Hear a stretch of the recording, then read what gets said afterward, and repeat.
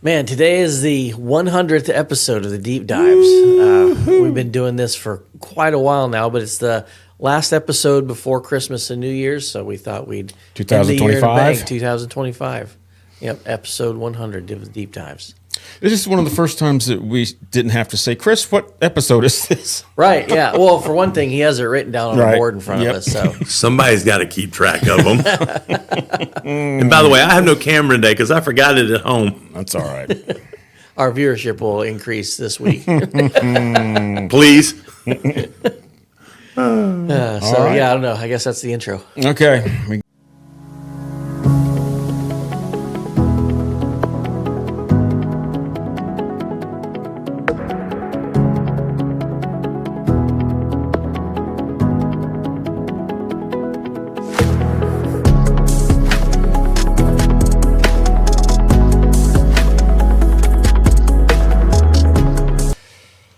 I thought, first of all, we come in the studio today, and Chris has gifts. He gave us gifts. How thoughtful, Chris.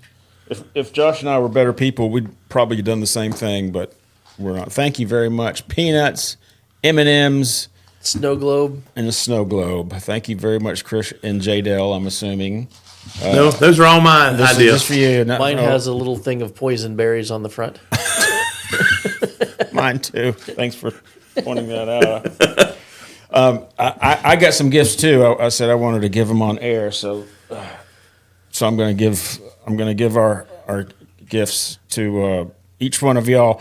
You don't have to drink it. I just thought it'd be fun to drink the whole 20 ounces of Red Bull and start at the beginning of the podcast and see how we act at the end of the I've podcast. never had a Red Bull. Oh, this again. You don't have to drink it. I'm going to drink mine. I haven't drank a Red Bull in a long time. And Chris, I'm going to give this to you. You can tie. Okay, ready? There we go. Excellent. I'm going to drink mine because I have drank Red Bull before. It's not something you want to drink a lot of, but I'm going to. And you already accused me of being on crack this morning. I've already asked you if you drank coffee this morning, and you're not a coffee drinker. No. So this is my gift to you. I just haven't slept much in about 3 days. It's a little it's a different taste. Man. But you get used to it. Now, I'm not going to be responsible for any heart attacks or anything else happening in this room. So like I said, I'm not responsible for any sugar rushes. Yeah, that's some. Whew. It's hey man, that taste alone will do something to you. This is the biggest Red Bull I've ever seen. They usually sell them in these little 6. Yeah, I probably won't finish the entire 20 ounce. That's okay. All right, so I can act like I did though. That's my Wow. That's my my gift to you. Thank you. It's highly caffeinated, FYI. All right. Episode 100. Josh, Yeah. every year about this time I start thinking about what the next year's going to bring, specifically about the podcast. Okay. You know, are we going to change the format? What are we going to do? I think we've landed at a place where we want to be, right? I don't know. It usually seems like whenever we say that, then we end up changing it. So, and we're open to that. I Yeah. think we're all three open to that. And physically, it would take a lot for, I think, all three of us to say, yeah, let's move physically to that place. Right. And record our podcast. Because, man, this is in your office. Everything's set up. Mm-hmm. I think we're all comfortable. Chris's wife does her podcast in here. Yeah. It's really convenient. To your point, though, there was a time whenever I was saying in my mind, I don't know where else I'd want to go besides my office. Mm-hmm. And then we got recruited to go into a physical studio. Yep. And we were never really 100% comfortable there. Right. It was nice. Yeah, it was very nice. Because you're standing outside of the studio wall door. You come in and everything you could hear. It was a studio. Right. It was compressed. But then remember, I was having to go in at 6:30 in the morning. Yep. find cameras, That's find right. lights, retune everything. It wasn't our place. for a 9 o'clock. So I spent 2.5 hours Right. setting up something. I was like, And then Josh and I roll in at 8:30 or whatever it was, Right. and you've already been there. 2 hours. Right. Yeah, and it's different when you share the place with a lot of people. Not It that is. we're against No matter sharing, how nice it is, yeah, it's still not your very place. very nice studio setup and everything. But if there was an event going on in the room right outside, that noise transferred inside, you could hear it on the Right, thing, or right. sometimes the room would get double booked, and then who actually gets the room? Do you fight to the death? Yeah. That kind of thing, or how do you Right. solve that problem next Yeah. week? And so, and multiple people are using the same equipment. We bought most of our equipment, so we would bring it in. But there was some equipment that even we had bought that was being shared, and sometimes just because of either miscommunication or something got dropped from the schedule, whatever. We'd go in and someone was already in there, or whatever, or just having to reconfigure our equipment every We had time to hurry up came and in. get out, or Right, things right. like that. And so, for a number of reasons, it was just a lot easier to come to where my office is, and I had a spare room, and we just built the studio. And I never would have thought that I would be as comfortable here. I didn't resist that idea at all. But like I Yeah. said, I'm working 1 minute. You come in, we do a podcast. Right. You leave, and I keep work. First of all, I don't work there anymore. I'm moving out of that office, and I just can't envision anywhere that suits us better than physically right here. But I'm open. You know what I mean? Yeah. Half the time we come in here and we chill for about an hour. Just Chris talked for an hour before we turned the microphones on. Yeah, he was on something this morning. We talked about Bigfoot already. We talked about Appalachian mountains, folklore, I had M&Ms. Okay, Willy that's my- boogers. I kept thinking, man, I'm going to give him this Red Bull. He's going to be running all over the place. Jay Dell's going to be so mad at Oh, us yeah. today. But anyway, I like it here. And I think we have some new equipment coming in 2020. Yeah.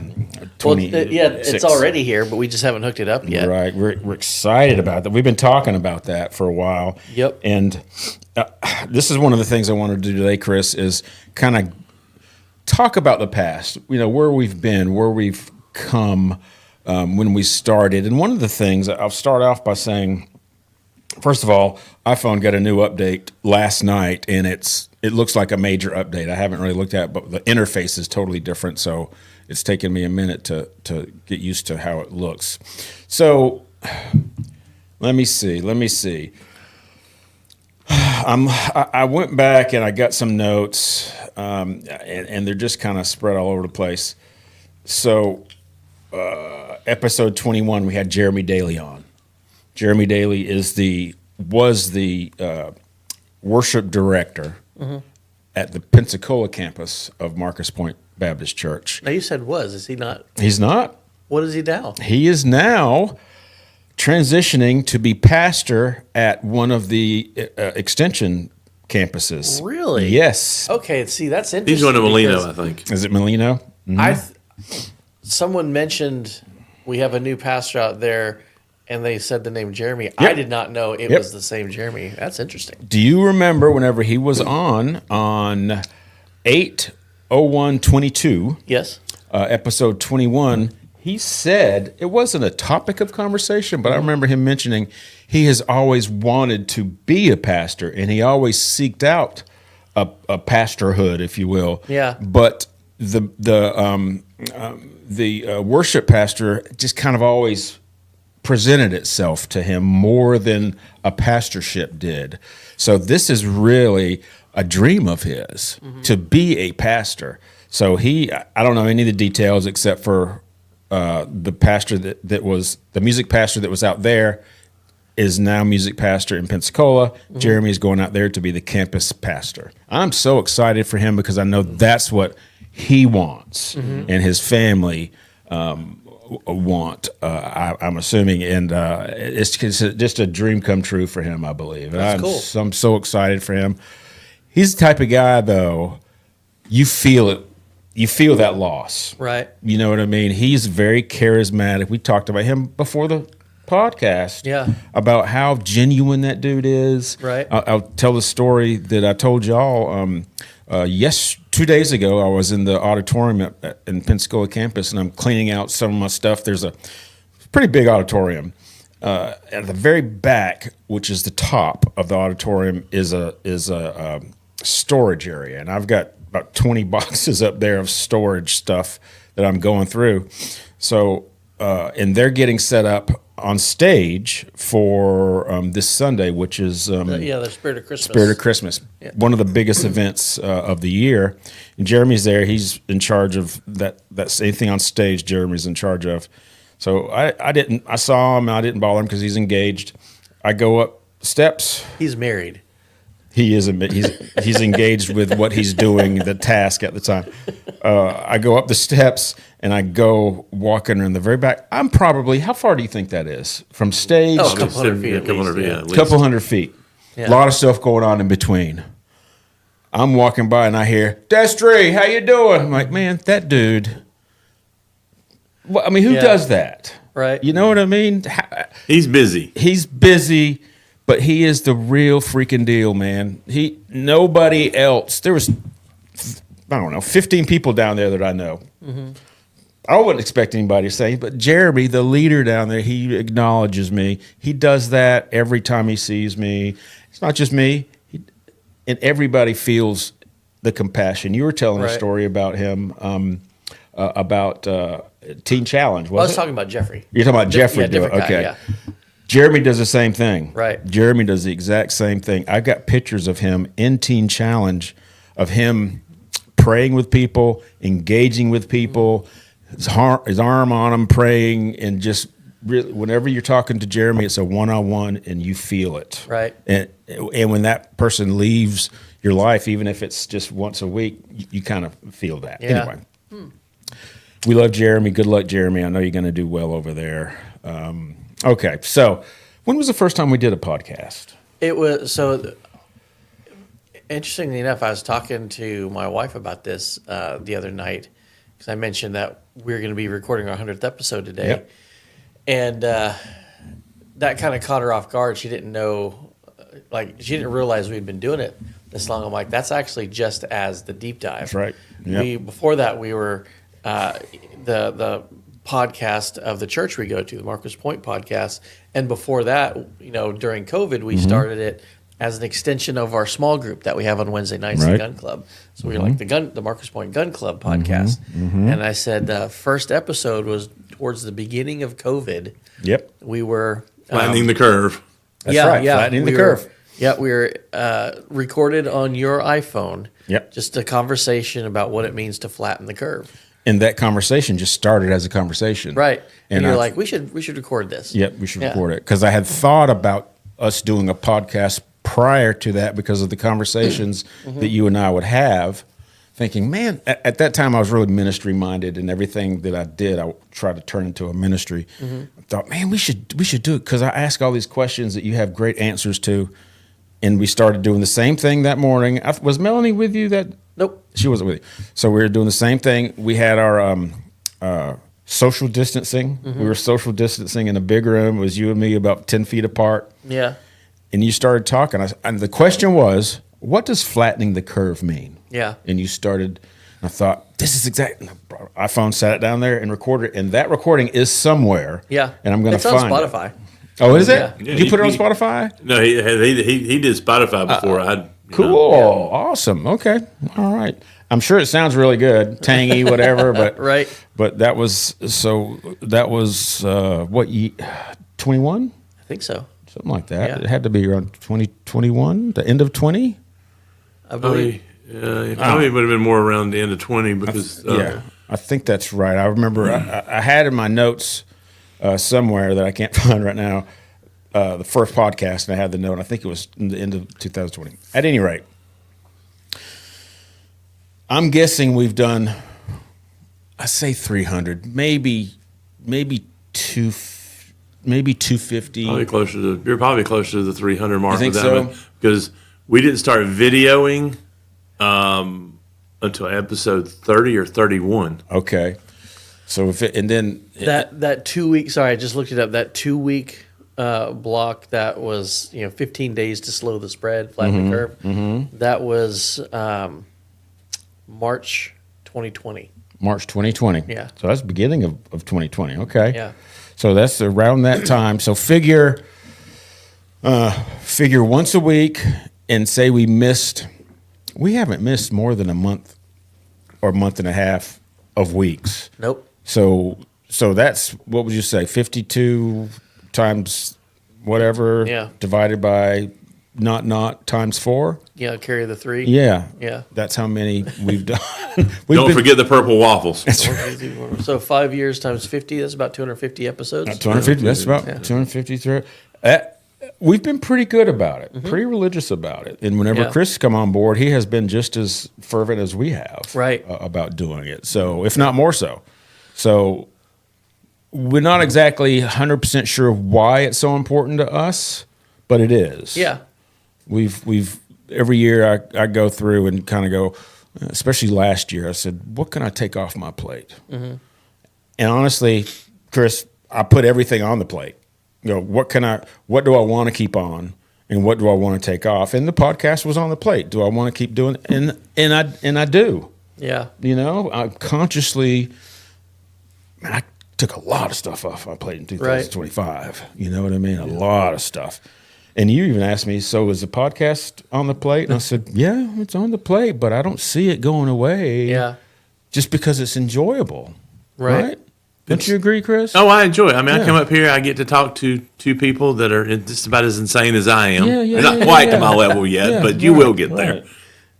We're hoping. Well, this kind of goes back to what we were talking about sharing a studio as well, because at one time, especially coming out of the COVID era, the church we go to, Marcus Point, they wanted to start three different podcasts. I think it was 3 podcasts. Yeah. Yeah. There was one that was coffee themed, the pour over, and there's another one that was a couple ladies in the church were doing a ladies podcast. The pastor was doing I don't think that was more of a podcast. I think it was like every now and then doing a pastor video answering a question. It was just it was short format, 8-minute video, and to the point. Yeah, to the point. And and so for a time we were part of that whole thing, but for one reason or another, all the other ones fell off. Yeah. And I don't think they exist anymore. But I don't know. Maybe we're just stubborn, or maybe I don't know. and Chris was also involved with a podcast in the beginning of 25 through the middle towards the just months ago. That really had a lot of momentum. Yeah, I mean a lot of momentum with people that were very involved. And I just thought, and I think I said this, it won't surprise me if that goes away, just because they have a different goal than we do. Yeah, and unfortunately it did. And again, this is work. I mean, if you look at when you're talking about doing something with YouTube, that particular podcast for an hour 10 minutes, I was somewhere between 13 and 18 hours worth of editing time. Lot. Yeah. With you guys, I spend that 45 minutes up where we, talk and gab and stuff. We spend an hour 10 minutes recording. Talk 15 minutes or so after I go home. 25 minutes, unless I'm doing something major to this video, I'm done editing this video. Right. Couple and things like that. Right. We don't have all that have to cut in. So a couple of hours worth of render time, maybe 3, tops. Right. But I can leave the computer and go do whatever. Then I post it. Right. And it's not a hard thing to do. But when you're having to sit there and make like a lot of these productions, even with my wife's, YouTube channel, she takes 2 or 3 hours to edit because we have to splice things together when she's doing cuts, and I have to do this and do that, and go back and put in filler stuff, and this is a job.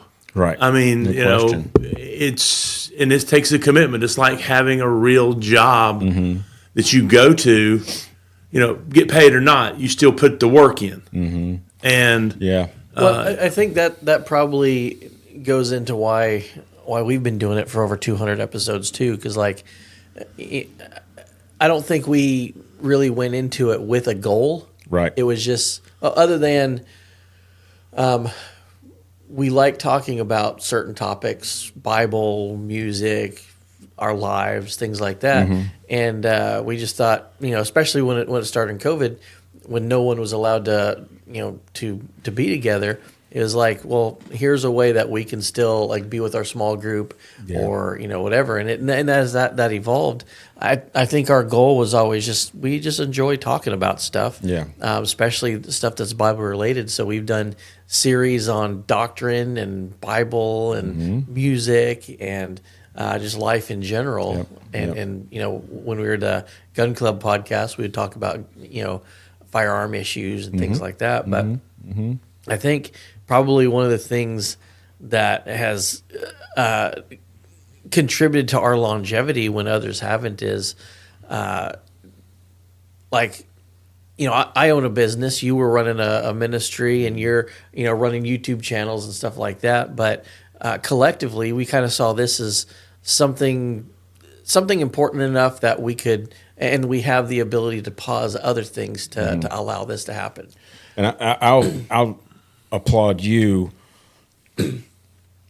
mostly because you could take this off of your plate and still have full days, 7 days a week. Oh, absolutely. So you make it a point. Chris and I, I'm semi-retired. I'm officially retired. Chris officially retired. So it's not a huge deal for us to cut. It's not. I come over, but you have to make time to do it. So I think both of us applaud you for that, and thank you for that. Sometimes I have to cancel because I'm not out of very town or often, something. man. Yeah. Since 2020, there's been a handful of times, and I've had to cancel too before I was semi-retired. In most cases, the cancellation isn't a cancellation like we don't film. Occasionally it is, but in some cases it's where we postpone from Thursday to Saturday. That's right. Yeah. Or if we have to, we'll come in here on a Monday or something if we had to do it. So it's a priority for whatever reason. It's a priority for us. Having a priority is one thing, but having a priority and an expectation, it is, or I'll just say unrealistic expectation, or maybe whatever. Gosh, this Red Bull's nasty. The Red Bull's nasty. I like it myself, but I'm out of coffee, so I'm sipping that now, and I'm like, holy crap. Whenever you get down to half of it, turns good. Okay. So you just got to drink the whole thing. Sorry, I just needed to interject that. I've only got about maybe a quarter left. Oh my gosh. I need the energy. Trust me, Okay. I have not slept much in 4 days. Okay. I had back procedures on Tuesday, did which you? messed my whole life up. So What I don't want to see is you walking in here every day with one of those. no, I don't. I rarely drink a energy drink. I don't particularly care don't for them, either. but Yeah. when I do need them, that was an absolute right now blessing to me at this point, because I was sitting there going, "Am I going to fall over on the mic this morning?" You should have seen the lady that I bought these from. I went to a convenience store. I walked up there with 3 of these big butt ones. She didn't say anything. Her eyes were just like that. He's going to be on the news in about 4 hours, running around Pensacola with no shirt on with a machete. I think the extra energy it gives you now, it takes off of the end of your life. I think it does. You'll okay. be sleeping later for sure. Anyway, okay. So our expectation. Listen, our ultimate expectation is to let people know about Christ. That's our ultimate expectation in anything that we do. And your part of this is invaluable. Bringing people to Christ in a way that I haven't seen before. You just take a Bible study and you bring a different angle to it, whether it be genealogy or whatever. It's a different way of teaching the Bible, and a lot of people respond to that really well. Which, by the way, one of the things I've been thinking about lately is when we started this deep dive podcast, it was done with the premise of the church we go to. There's a Sunday morning sermon, and a lot of times there's not time in like a 45-minute thing to go into all the background and the context of the verses that are used there, sometimes it's kind of assumed that we already know that, or it's not super pertinent to the point that's being made from those verses.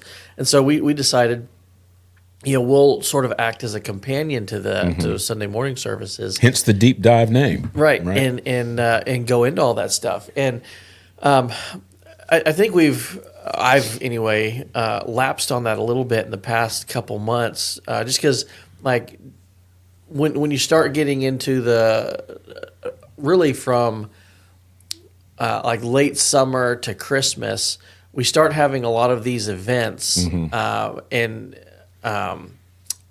like we have the Sportsman's Night Out, and we have Thanksgiving coming, and now next week we have Spirit of Christmas, and a lot of that is. We have a lot of holiday themes. Yeah, we have a lot of holiday repeat sermons over the course of time. Yeah, and so that repetition sometimes makes it, at least for me anyway, when I do the same thing over and over again, I don't know, it's awkward to me because I feel like, is this a rerun or am I doing new content or whatever? And so I've been thinking a lot about that, and I think maybe in the coming year. When that becomes at least a perceived issue on my end, do some sort of like series, like go through the book of Hebrews or something like that. Yeah. Okay, that sounds good. Did you need to pause? Just keep talking. Oh, okay. Yeah, that sounds really good. I like what we're doing in Gun Club right now, talking about the book of, what is it? It's not the book of. Enoch. Enoch. Yeah. It's about Enoch. Right. And I always feel like I have to add a disclaimer there. Yes. Because there's a lot of like stuff about the book of Enoch, and like it lends itself to conspiracy theories and stuff like that. It's not for the faint of heart. It's not for the faint of heart. And usually when you tell someone you're doing something about the book of Enoch, it conjures certain things in your mind about like, oh no, they've gone off the deep end, that kind of stuff.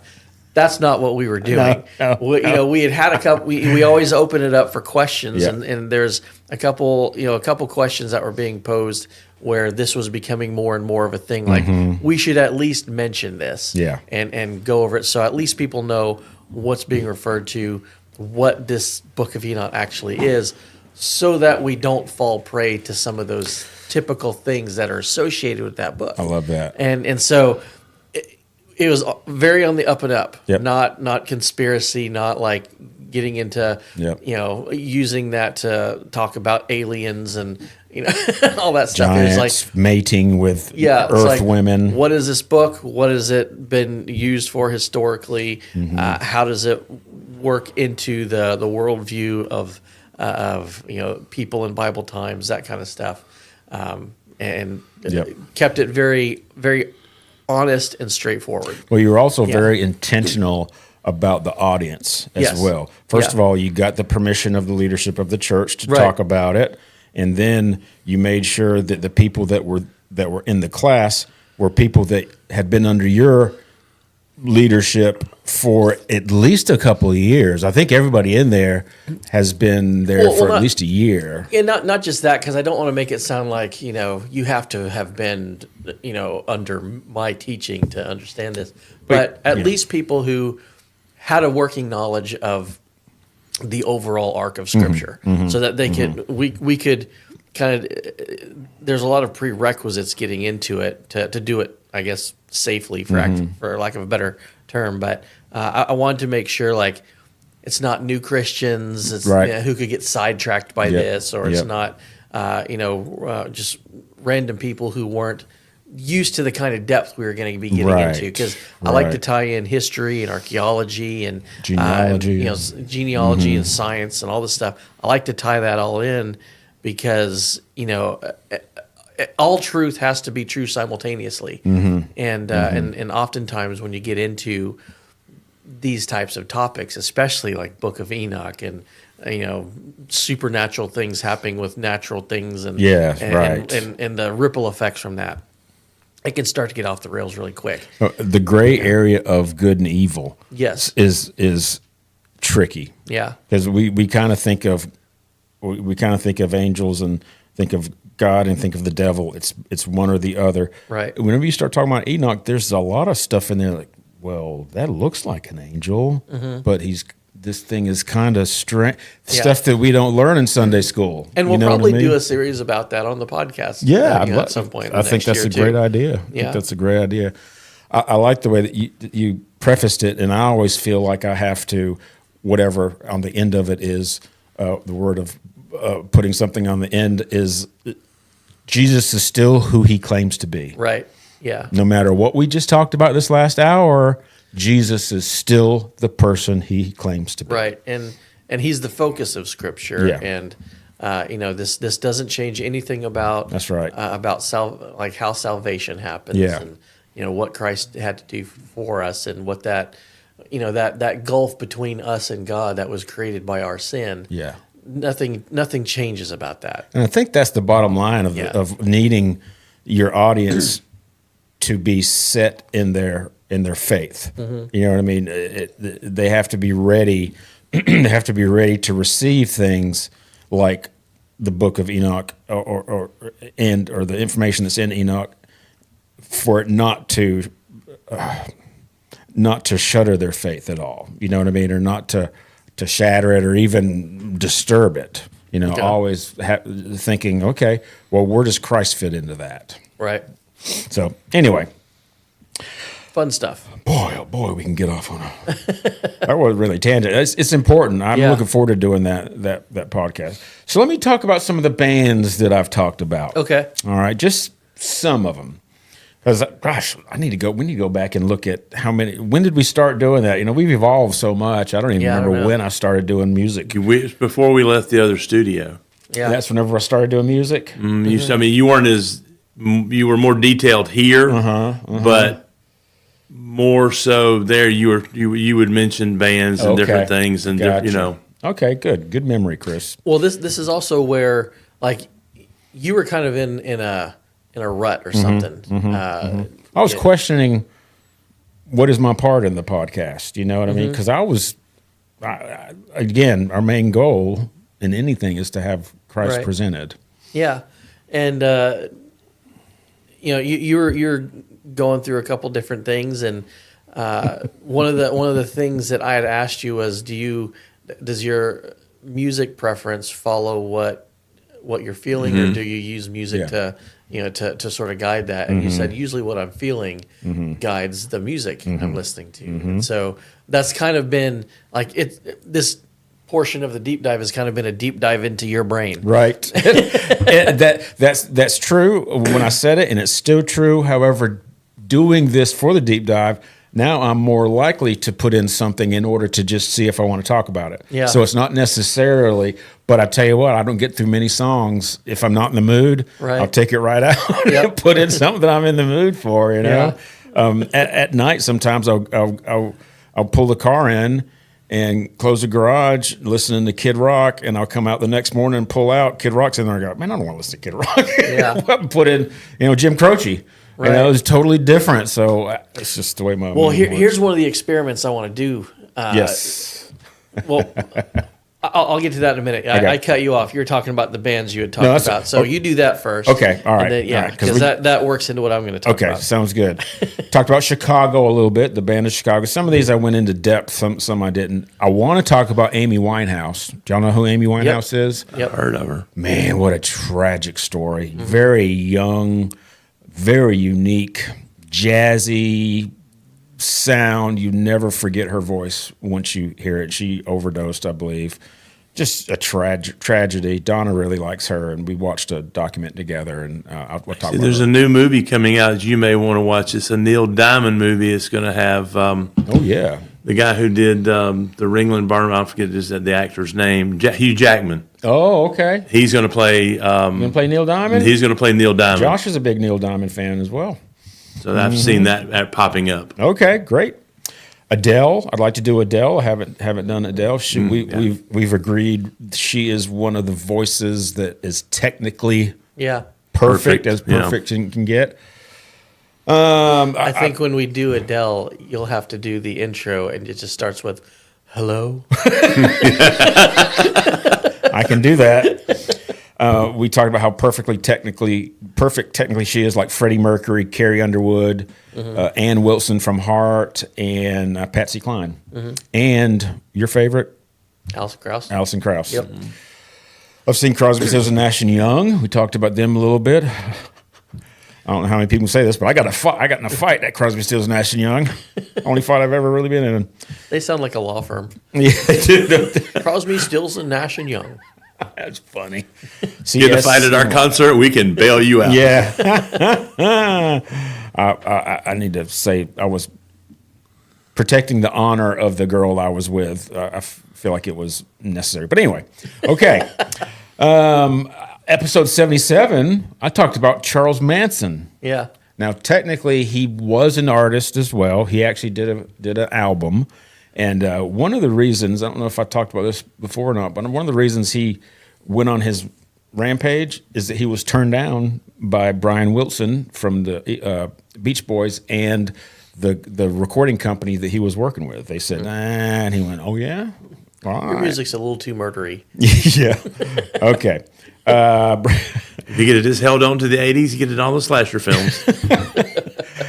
Christine McVie, Fleetwood Mac. Christine McVie, we lost her in 2025, I think it was. She passed away. Talked about Fleetwood Mac and Don Henley and the Eagles. So far, Fleetwood Mac is the only band that I've talked about in depth that I come out the other end of it being less of a fan than I was to begin with. That may be a reflection of how much of a fan I was to begin with. Yeah. But I went really deep with Fleetwood Mac because there's a lot of resources out there for them. 4 or 5 audio books and a lot of YouTube videos and a lot of just shows that talk about them. And a leading theme was the nastiness that became their relationship, their interpersonal relationship. Everybody knows, if you know anything about them, that they, right when they hit Rumors, which was one of the biggest selling albums even today of all time, 4 of the band members, married over here, semi-married over here, they were breaking up as soon as whenever that album was coming up and hitting number 1. Can you imagine if we all hated each other and our podcast got real popular, but we had to still come in here and do this and act like we liked each other? How hard would that be? Plus, you had millions of dollars that people were depending on you. I can't imagine how difficult that fostered a lot of really bad behavior. We think about this. Okay, we all have heroes in our lives. Yeah. And all of our heroes are in the shiny armor.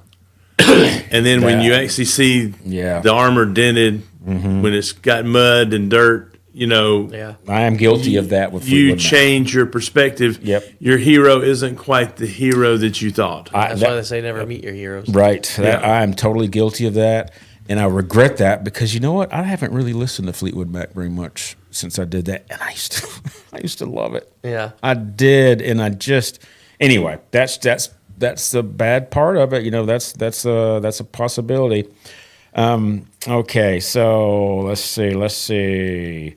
Do you remember we had Ashley Pippin on? He wasn't the bass player, was he? Ashley wasn't the bass player. No. Ashley Pippin is a part of is part of the, he's a singer for sure, part of the worship. Oh, no, you interviewed him you weren't there, that's right. I wasn't there, yeah, I'm like, who was this guy? That's right, you weren't there, okay. Well, we interviewed several, Jeremy, the bass player, and I interviewed Ashley of the Marcus Point Baptist Church worship. John Erickson. Band. John Erickson, yep. And John is still there. And that was back whenever we were trying to be an extension of Marcus Point, I think. Right. That was initially one of my views is to do that, be an extension of Marcus Point and interview the band members and the unsung heroes and that kind of thing. So this shows how we have evolved. Yeah, that was back in March 2022. March 2022. All right. Wow, this show, okay. I've got a note here. It says our first episode was 11/19/2019. Okay. That's what just, it could be wrong. That's but kind of when COVID, those started popping up on the radar. It wasn't so much of a pandemic here until the 2020s, but you started hearing about the Wuhan and the eating of the bats and all that back then. Okay, gotcha. Yeah, March 2020 is when Trump announced that we're closing down the country for a couple weeks. All right. It was 15 days to stop the spread. Okay, stop the spread or to flatten the curve. Yeah. Right, okay. Okay, let's see. That's all the notes that I had, just putting some things together. The reason I wanted to do this and I liked doing this was that it just shows the evolution and how we're okay with changing. Right. So here's what I would like to do. All right. I like experiments. I like experimenting with people. That's why I gave you all these today. So, one of the things, and I've asked you this before, we've discussed why your music preferences are typically like secular artists, and but you've also talked about like listening to Third Day and all that stuff, and so one of the things I would like to do is, and we can even use this as a discussion topic. So there's this huge issue nowadays about AI creating music. Yes. And like you can go on YouTube and Spotify and stuff like that now, and there's an entire genre of AI generated music. One of my favorites, and I'm usually against AI taking over and everything, but I've sent you guys this link, the song Vanilla Ice. Someone used AI to recreate that song as a soul, in the genre of soul music. Okay. And it is absolutely amazing, I think. And that's not true for a lot of the AI music. It's very like there's a mechanical feel to it, this stuff. But for some reason, this one hit. And there's other channels on YouTube that's like the Book of Isaiah sung as a soul music.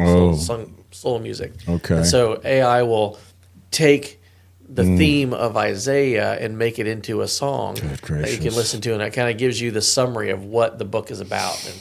And those kind of things are interesting, but it brings up the question of like, is AI capable of making true art? Or can art be the product of this mathematically derived neural network where really all it's doing is taking a prompt and generating a string of characters or a string of notes or a string of binary or whatever that is statistically the most likely string of computer events that would correspond to that prompt. Case in point, like if you're asking a language model, what is 2 + 2 equals?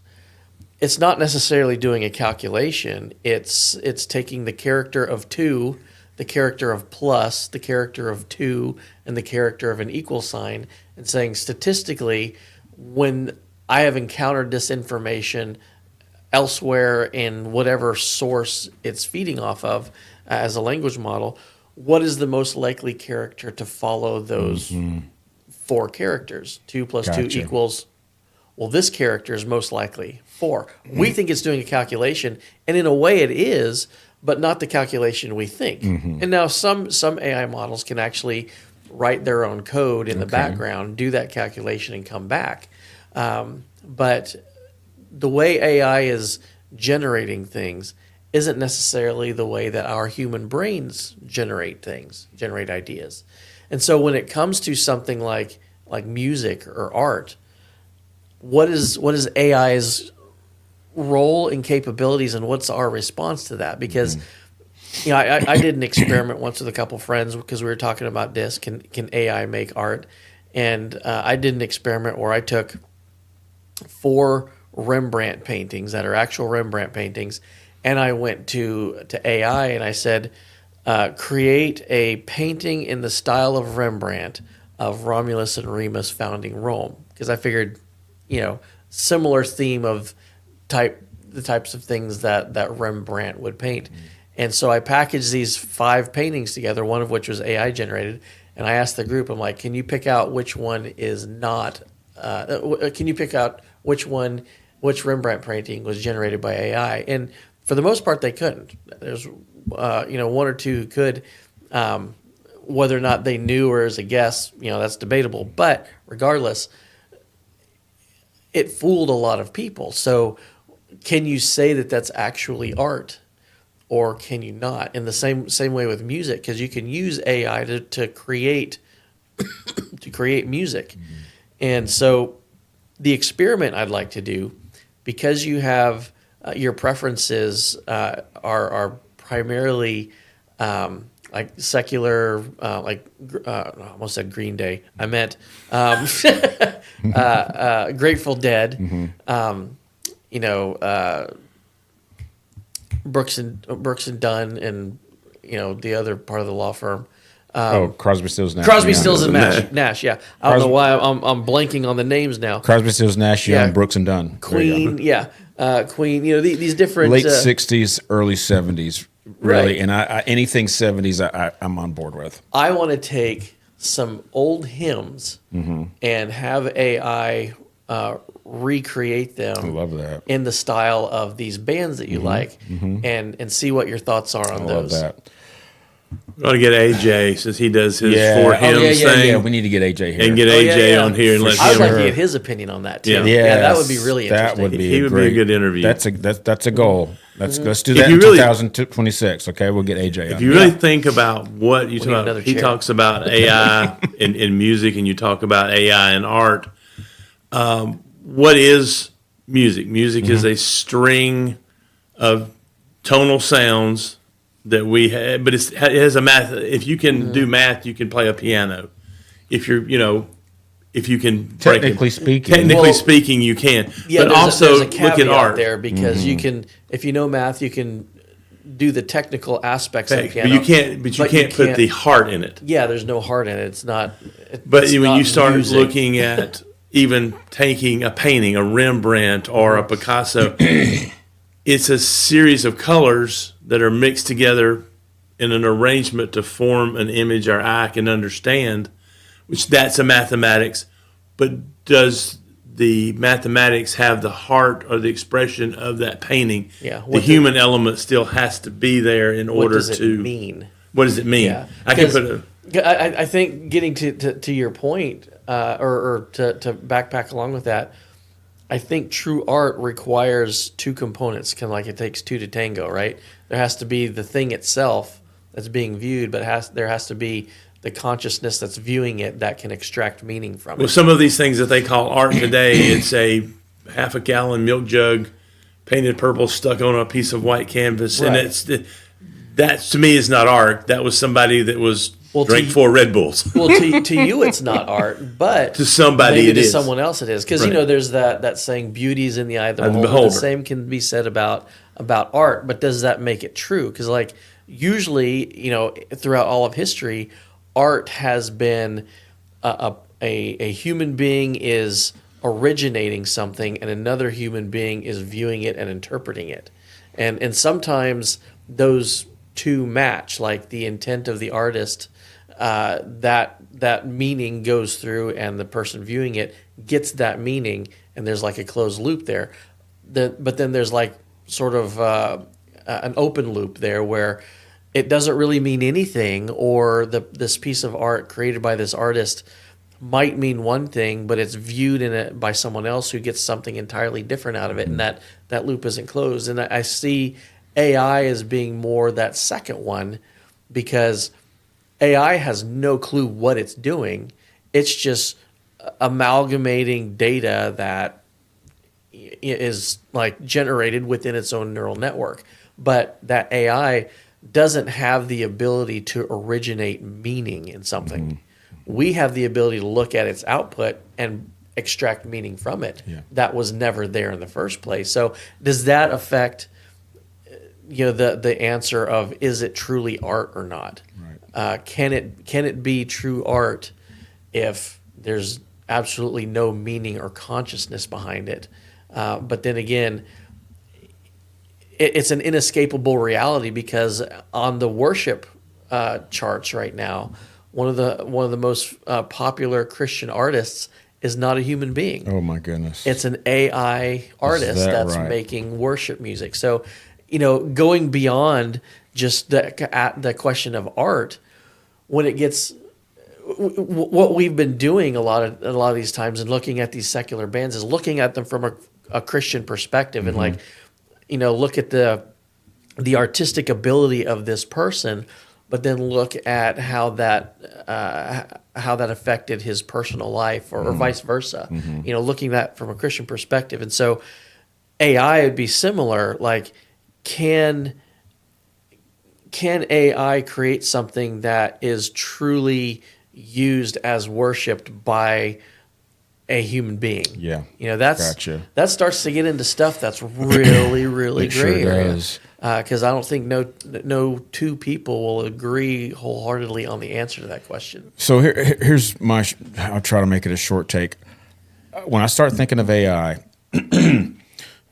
I try to keep an open mind in thinking, where's it going to land? And I think perhaps it's going to land. I'm personally afraid of it. Yeah. I think it's going to land somewhere that we're not anticipating. And this is, absolutely. This is what I mean.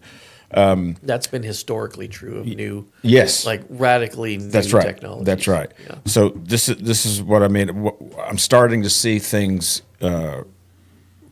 become tangible in trying to define what we're trying to define here. Chris, have you seen the new camera? And I can't remember who put it out.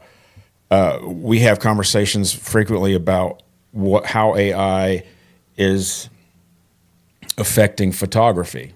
And photography is art, in my opinion. So we start thinking, okay, well, film cameras evolved into digital cameras. Now AI is in all of our phones / cameras. What's gonna happen? So now what's happening is manufacturers are having something that looks like a camera that you put your phone in, and then now your phone, everything. I saw that one. Yeah, and you can snap a lens on it. Yep, everything that is capable in your phone, now you have a camera with that interface. So that's something that I didn't anticipate, but I see how physically these two things are coming together. AI that's in the phone matched with digital camera capabilities. Awesome. So that's already, and that's in the early stages. They're at about $800. But I thought about getting one, but it's going to be obsolete in a couple of months, Yeah. Well, I remember we were supposed to do a photography parade last Saturday. Got rained out. And you had sent out this video for us to watch on, like how to do parades. The one thing that I noticed in that was 80 to 85% of the photographers he was talking to were all using film cameras. They were not using digital cameras. There may have been one or two here and there, but for the problem, everybody's doing the push and click with a film. And that spoke back to me going, is there a pushback against the AI and the complicated technology of these newer cameras to go back to a more hands-on manual approach? Because I think a lot of people are afraid of the AI. Yeah, sure.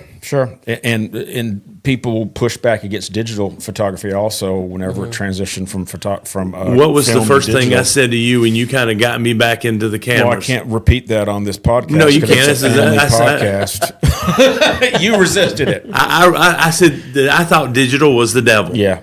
That was my very words. Until I handed you a digital camera and you went and played with it. But the original digital cameras, I couldn't do what I did with film. Yeah, they were much more primitive. Yeah. Now they're up to the level of things that do all the. But I wasn't comfortable with digital. No, listen, man, nobody likes change. Even if it's change for the better, change is hard, right? Right.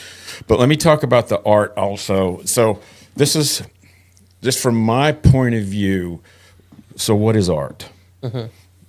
We, like you said, you guys said we have to define that. My favorite picture, even to this day, is a picture. I just generally call it two girls in a window. I call it the ghost girl picture. The ghost girl Yeah. picture. Now, you call it a ghost girl picture because you know the story behind the picture. Right.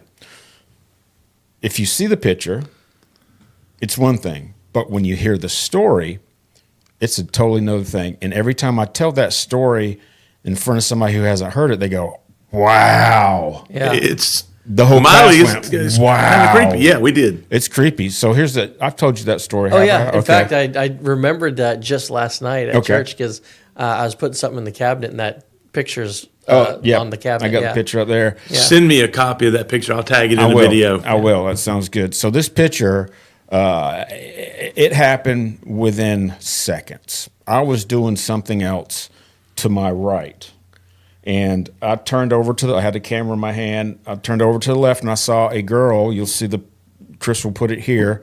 A girl just kind of pensively looking out a window, and I thought, man, that's a cool shot.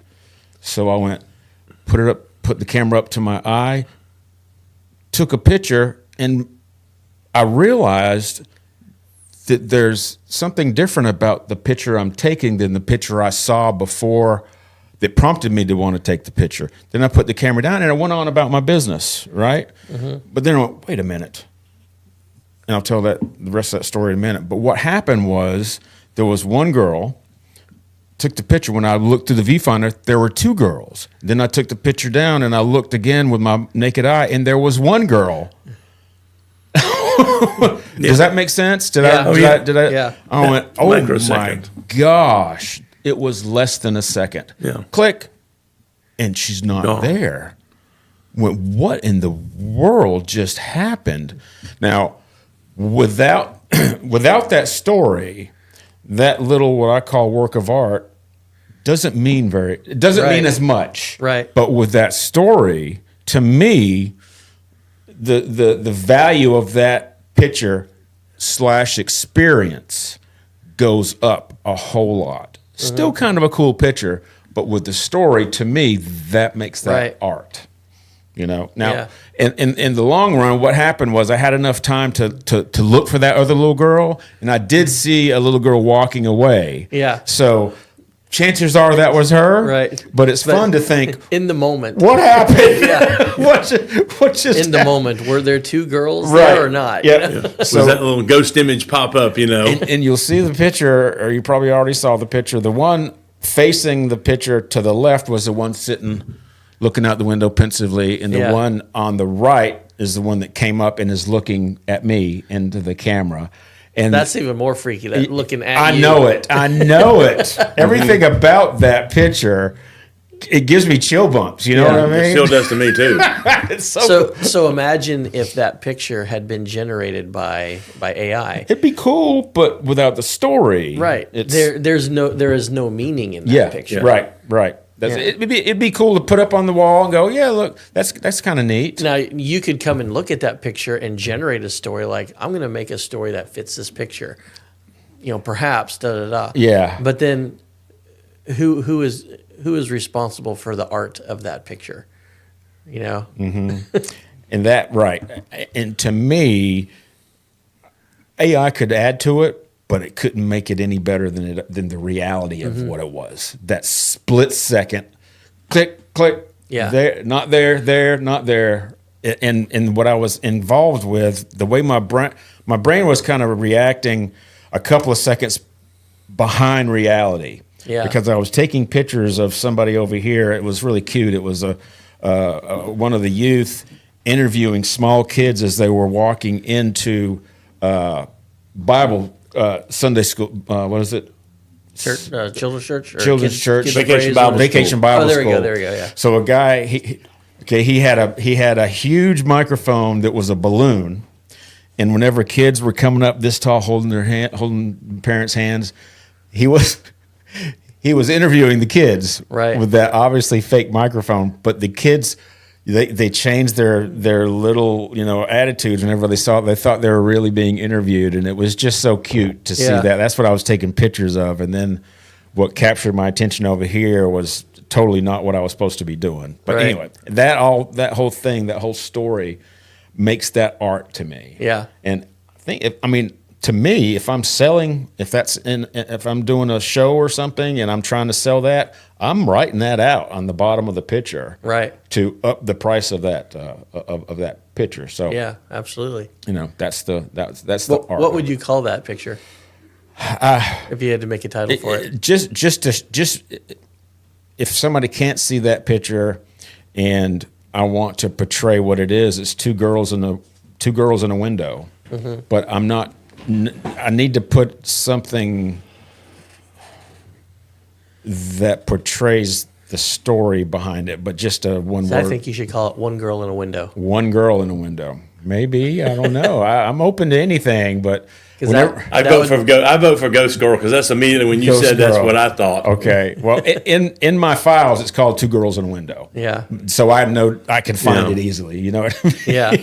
Ghost Girl is good. I like it because it was just when you told the story. Yeah. J-Dell and I were like going, I know all of you were. Everybody was. It in was the freaky. class. And just as a technical teaching point, it was in color. Total black and white picture. That picture needs to be black and white. Yeah. It has some good color in it because it's got red brick and some things in the background. As soon as I put black and white on, I went, "That's it."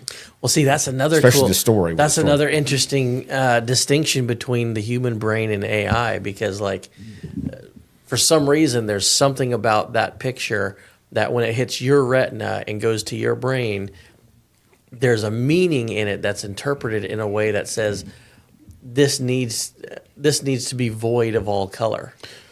The color can be distracting in some Right. pictures. color is distracting. It gives you detail that you don't normally, the person was wearing a red shirt or You're a trying green, to whatever. process all that stuff, and sometimes You're you don't need processing that. the story behind it Yeah. and the view of it and all that stuff, and you're interpreting the color as something that's counter to the story behind the picture, and that's not something that AI can do either. So Right, yeah. AI can generate a statistically probable field of pixel colors, but it can't make meaning. And in the same way with music, which is why I want to explore this idea further, especially with our friend AJ, is when AI generates a statistically probable assembly of notes and words, what does that mean? Because I like AI that. is not putting any meaning Right. into that whatsoever.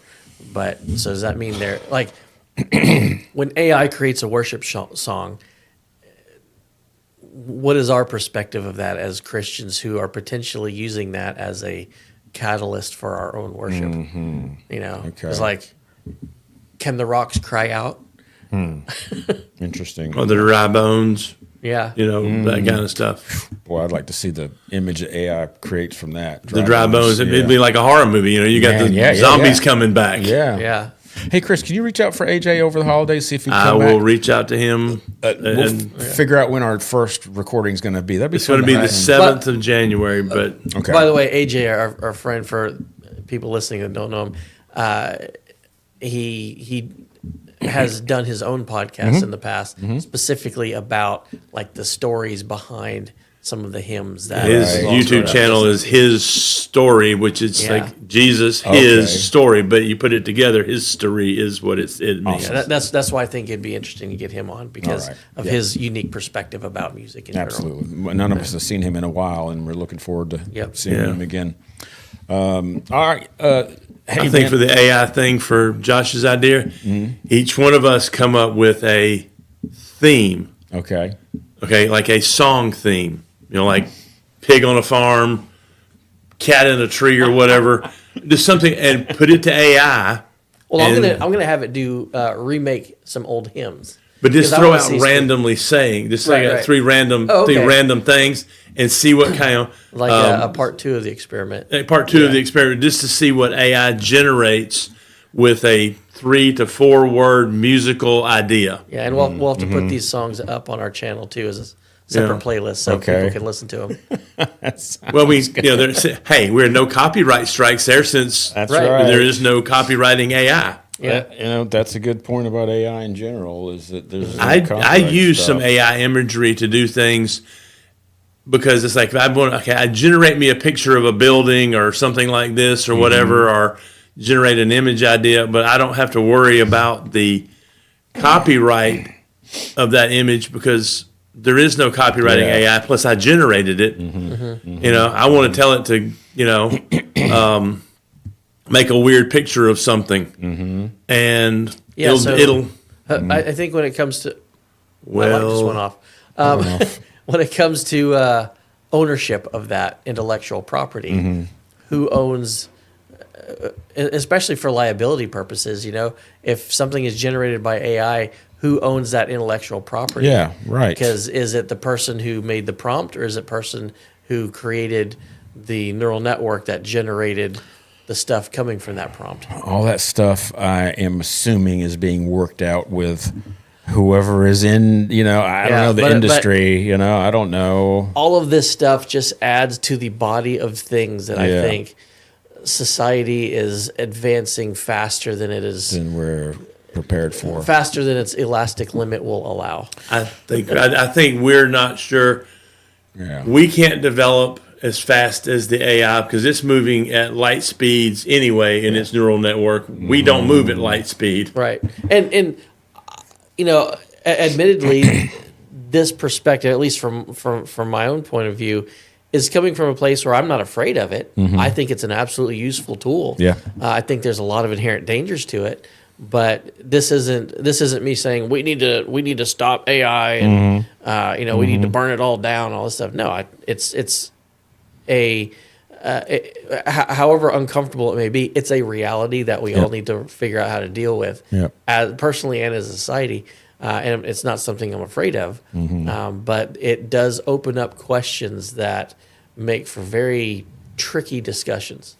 I'm interested to see how AI continues to influence what we see on TV. There wasn't long ago that I sat here and said I can tell an AI video from a non-AI video. Yeah, it's getting less and less now. I can't do it anymore. There's one show I'm not plugged in either, so I don't get any network TV at all. So I'm watching shows from 20 years ago, right, 10 years ago, but I have no monthly bill, which is awesome. So I see different commercials than most people do.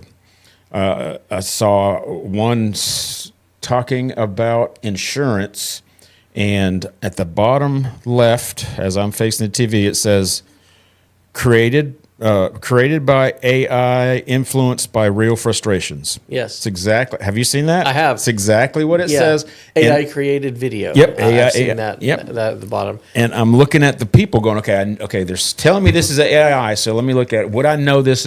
Would I know this is AI if they didn't tell me? And I'm saying yes, just because even the imperfections in a person's face are kind of perfect. Yeah. And this is what I mean. If there's crow's feet here, they're the exact crow's feet over here.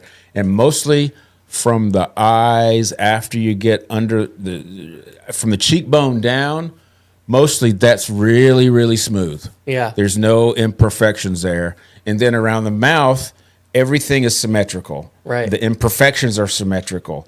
And the movement that could be related to frame rate, but I think AI movement you can kind of tell still. Yeah. But man, it ain't like it used to be. It's really good. It got moving hands and everything. Hands were really tricky for AI to get to really get to emulate. But it's getting better. No question about it. We're AI. Kinda. You and I are AI. We're not real. But the A stands for something different. I set myself up for that. Yes, you did. I deserve that. That is for sure. Well, it's an interesting thought exercise, though, because if God created us in His image, that means there's part of us that desire to create things in our image, and so that's what AI is. when Destry's heard Jay Dell say this, we are created in the image of the Creator, and therefore we feel the need to create as well. Mm-hmm. And that's one of her lines she uses on her channel. Yep. Yeah, and the things that we've created in our image have the ability to create not like we do, because we don't have the ability to create like God does, although we do have the ability to create. AI has the ability to create, but not like we do. And so there's always this like hierarchy. So hence that new genre. Right. That's the new genre, using AI to create something that wasn't there before. We talked about, that's one of the reasons we like doing this podcast, is because we're creating something that wasn't there before that's going to be there, you know, for whatever. I'm watching shows that are 25 years old that are really good, and and these actors have moved on and they're 25 years old, 25 years older than they were, but I'm still enjoying what they put out. So who knows? Maybe somebody will be pointing to Christ 25 years from now. I saw an AI thing in a TV show. Back in the early 70s, there was a show Darren McGavin was in called The Night Stalker. Oh, yeah. He played this reporter, hunted them. It was they redid that show, I think, in the 2010s or something, sometime in that range. And they brought him. Darren McGavin, of course, has been dead. He's the guy who played the dad in the Christmas Story. Oh, okay. Okay. Yeah. He had the reporter like hat and the old, the coat, the tweed jacket and stuff. They actually had him walk through like a old reporter with the new guy that was going to do the remake of that show. Didn't last that long, but they had him walk through AI. Oh yeah, back then. And it was, and it was like a CG generated image of, him. He's talking, hey, Cubby, and now when you get the video version of it, it wasn't there. They did it on the TV airing. Oh, gotcha. But they apparently took it out for if you got it on DVD. Gotcha. All right. Well, the way I see 2025 is I'm going to continue to do music, but I promised a long time ago that I'd do a documentary, what I have in common with a serial killer. Right. And that should be January. That should be January. I'll work on that. I'm not quite Christmas fair. Right. I don't want. I'm afraid that I've built it up too much. It's really not that big of a deal. I don't think it will be to other people as it is to me and my wife, because of the similarities that we just go, wow. And I've shared it with my sister-in-law also, who lives in Georgia. And my wife thinks I have a lot in common with a serial killer. She said that makes a lot of sense. If I survive the holidays the way I serial killer J. Dell's Christmas songs, y'all will be lucky to have me back in January. Yeah, that's a whole nother thing, Christmas music. We've already gone over an hour, but we need to address that sometime. Maybe next Christmas. Or maybe in January as we're looking back on Christmas. Because this is our last episode for this year, because I'm traveling next week and the week after. Then that's Christmas and then New Year's and all that stuff. So we're just not going to all be in the the same place for the next couple I can just come up here and, AI generate y'all in and do a whole show with all of y'all, Yeah. A much better show. Then I get to voice all the parts. Well, Josh, is there anything else you want to talk about before we go? Any thoughts about 2026? Not yet. I still can't believe it's the end of 2025. This year has flown by. Yep. It has. Yeah. Very much so. No doubt about it. There's a theory about as you get older and repeat the same behavior day in and day out, your mind doesn't process that time the same way. It processes time differently, quicker. So even going a different way home or to work is a way to have time feel like it's not going. Well, remember us as kids. Summer was like an eternity. 3 months. That's it was 3 months. But it was that was 3 months, but it seemed like it was half the year or whatever. Right. Now summer comes and it's 3 months still, but it's like 2 weeks. Yeah. In your time perspective. It's like, okay, it's June 1. Now it's August 31st. I've only been doing this for 2 weeks. Right. And then Yeah, as you get older, Man. Well, so Goes faster. typically towards the end of the year, like I used to do this thing where like beginning of November, I start telling people I can't accept any new projects until January because I have so many on the table that I need to, finish some before I get the new ones. And like this year, I started thinking that in September. Oh, wow. Just because there's so many, like everybody needs engineering, and every new project comes with a sob story. Like our house burned down and we need to fix it, and we're living in an RV camper and all this stuff, and you feel for that, or like. We have approved for a loan, but we have to start construction within 30 days. And, we just started this project now, and we really need you to blah, blah, blah. And it's like, a couple of those, cool, you can kind of handle. But when, like, for some reason, lately, every single project comes with that. It's almost like watching emergency story. Yeah, it's almost like watching, like, American Idol or whatever, when every contestant is like, my mom has cancer and I'm doing this to show her that you can follow your dreams and blah, blah, blah. And, you kind of get emotionally attached to the first one. But then when the next 12 of them all have similar stories about something tugging at your heartstrings, by the end of the American Idol season, you're like, I don't really care about any of these people or their problems. Oh, man. Oh, that's a no mercy. No. That reality is just harsh, isn't it? It is harsh, but it's true. But every project comes with an emergency story. Yeah. And like there's two things. One is you can't physically accommodate everybody's emergency, even though everybody has an emergency. But then after a while, you kind of get numb to the emergencies. Yeah. I don't like that, but that's just kind of the reality of the situation. It's like, Right. yep, you're another one. Yep, built out permits, and you're got to stop work order. You have to pay a bunch of money every day. I get it. 10 people called today with the same story. Yes, that's unfortunate. Yeah. So are you going to be able to take some time off, literally off of everything? Oh yeah. Every Christmas, I usually take about a week off. Okay. And we go up north and do family stuff. I don't know if it's technically considered time off. Yeah. Because it's still hectic, stressful, Right. and all that stuff. Different But kind of hectic. at least it's not like work stress. It's just holiday stress. And It's a hopefully different stress, yeah. Hopefully you'll be able to do something podcast related up there. We talked about you doing some genealogy stuff and coming back Yep. with it, and we'll see what we can do with that in 2026 sometime or another.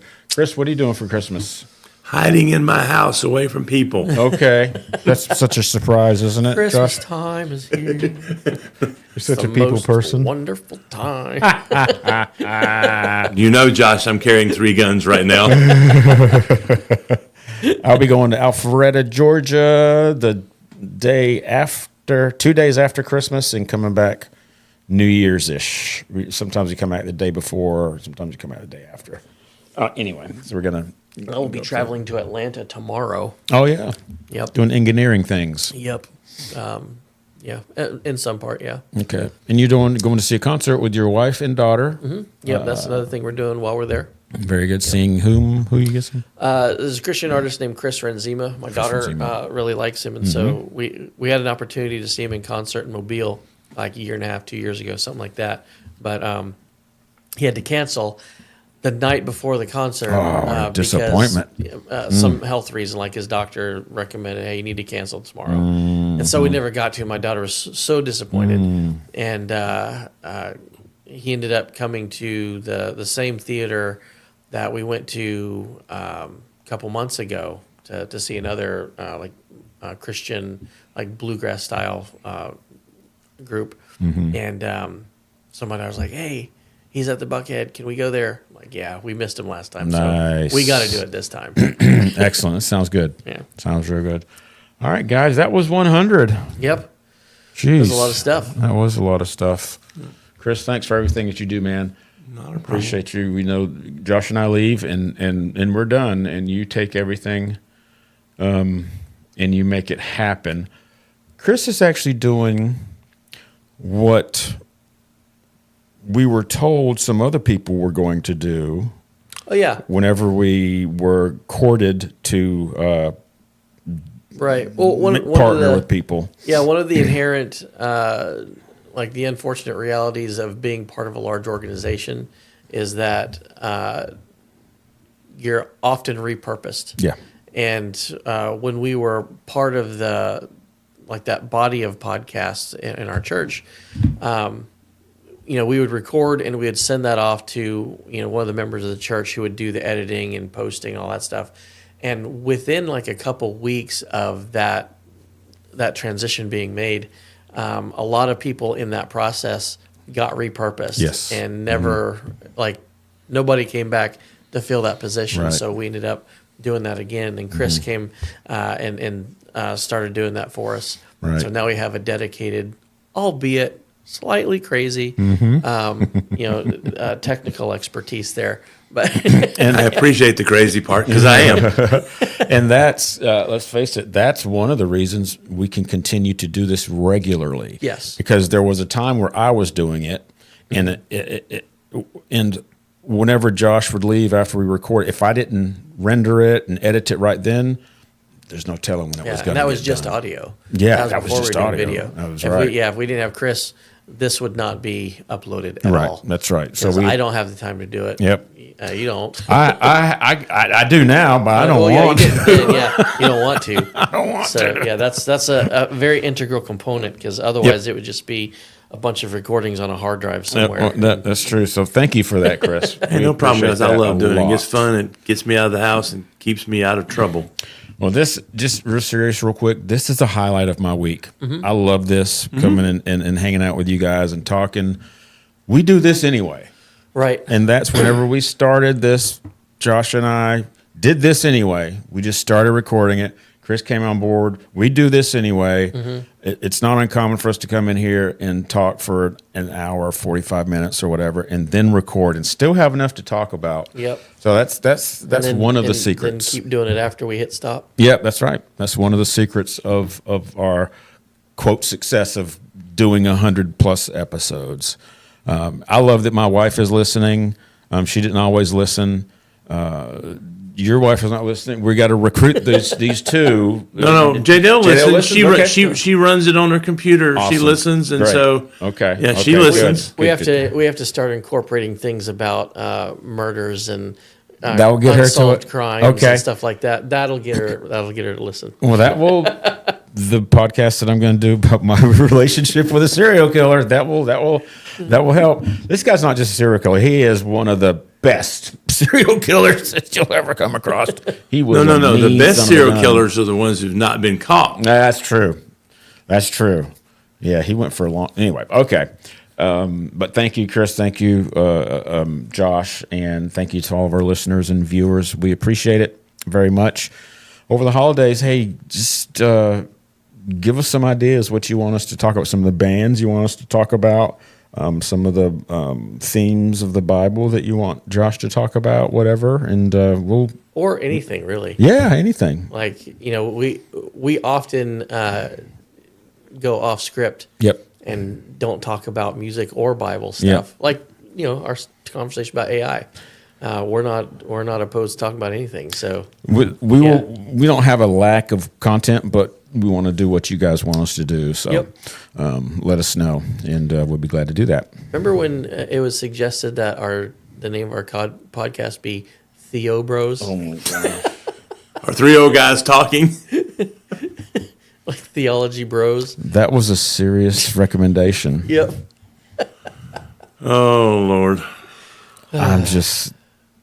That really tells me that person really knew who he was talking. He knew us. Really cared for us. At any rate, It was an attempt. Though, it was an attempt. It was just fun. Like I heard that. I'm like, next choice. Yo, bro. Honestly, when we moved here, my stress level went from about 90 to about 12 coming in here. Let me tell you a quick story, and we'll go. All right. Okay. So a couple of weeks ago, I drove up here. Speaking about your stress level, I'm coming in a good mood. I got the top on my car down, and I'm listening to whatever I'm listening to at the volume that I like to listen to it, which is loud. I drive up, and there's some parking spaces down here that you can drive up right next to the stairs to go up to your office. I pull up there in the second park. So Josh, our studio is second floor, and then on the first floor, I'm parked less than from the door, less than 20 feet, 25 about 8, feet, 10 something feet. like that. No, yeah. So I pull up, and I have my hat on, my sunglasses on, and I'm not done with the music yet, and I'm listening to it. I don't know what I've done when I've said, but I know I'm not sitting still, and I know I'm not quiet. I turn it off and I look over, and your downstairs neighbor is sitting within 10 foot of me smoking a cigarette, just staring at me. And I go, I just pull the top up, put the windows up. How's it going? All right. I just go up and shut and I kind of think, Just tip your hat to her, ma'am. yeah, I don't know what I've done or said in the last 30 seconds that you sat there and stared at me, but she's just looking at me. Yep. I could have reached out and almost touched. So I haven't seen her since, but sorry about that. She doesn't work here now. She's been traumatized. I had a similar story at church whenever the church secretary came out and saw me playing the drums to Rush. And I looked over and she's looking at me. And I think for a second, all right, what am I going to do? And I went, He's having an how's it going? epileptic You fit. kept playing? I still have not mentioned that to her. I just went, I don't really care. What am I worried about? I think we'll get him a bumper sticker for the back of his car. Have epilepsy. Gets out of his car at church and gives everyone the rock Yes, and roll right. horns, Okay. All right. Donna, I love you. And thank you for being our a avid listener. We appreciate it. Half of our listeners is Half of our listeners are LeBruns. No.